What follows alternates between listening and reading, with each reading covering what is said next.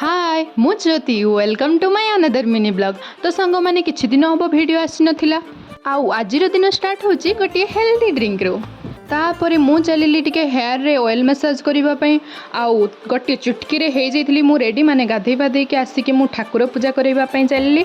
आउ ठाकुर पूजा कर सारिबा पर मते प्रबल भोक तो मु एठी खाइ दउथली फास्ट। एठी देखंतु ए छतुर ना कौन मत कमेंट रे जनइबे जे जे जानछंती।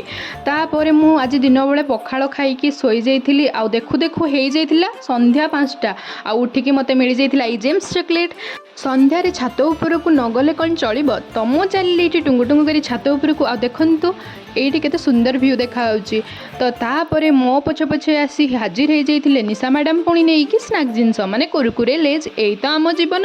राति खाइबारे आज हेइथिला पूरी आउ आलू मटर तरकारी आउ चा लभर माने जो माने से माने ही जानि परिबे ए फीलिंग्स। राति 10टा हो 12टा हो गोटे हो चा पीले पूरा शांति। तो मु एठी बनौथिली टिके चा आ सब काम सरिबा परे मो काम हैला बासन माजिबा। आउ आजिर मिनी ब्लॉग एतिकी।